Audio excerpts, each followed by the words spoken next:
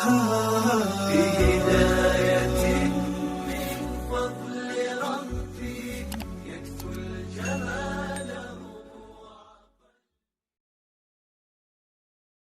minta sama Allah, berdoa sama Allah Subhanahu wa taala, jangan pernah berputus asa, jangan berhenti. Mau 24 jam berdoa, berdoa. Mau banyak permintaannya, banyak permintaan, gak apa-apa.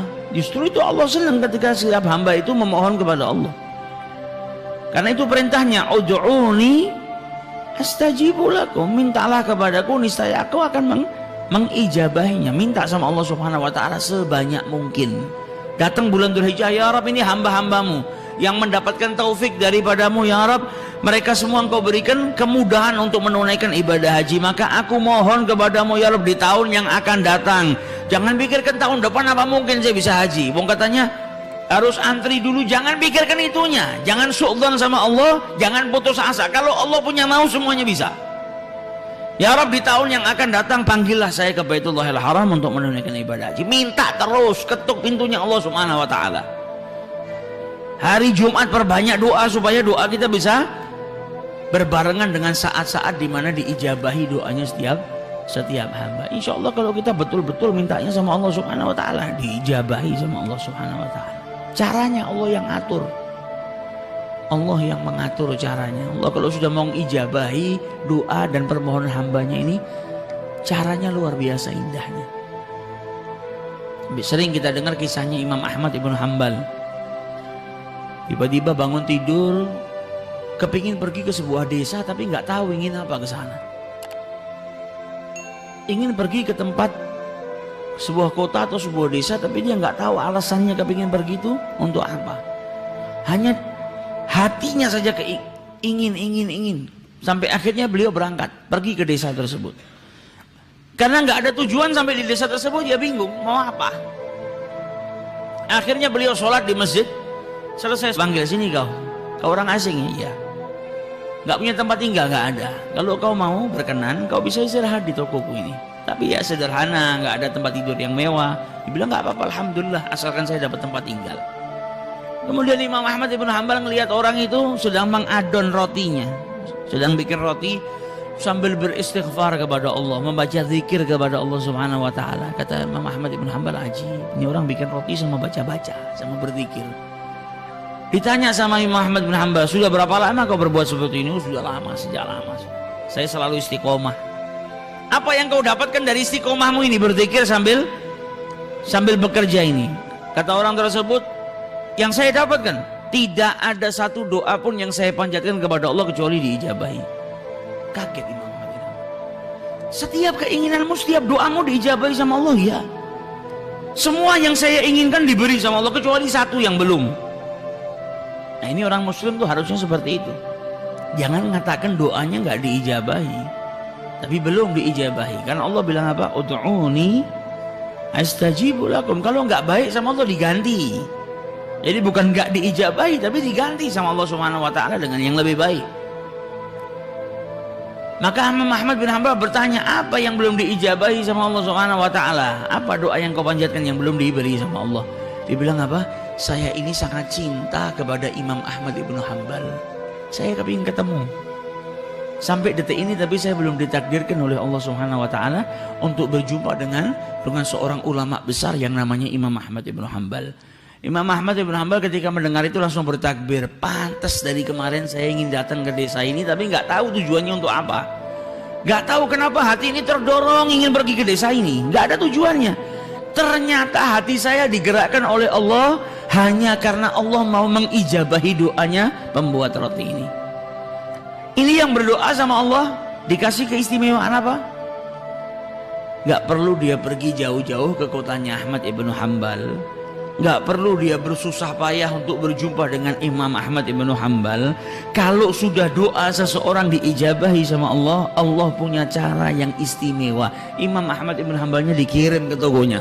Ketemu gak pakai susah. Nah, ini doa kalau sudah kita panjatkan diijabahi sama Allah istimewa.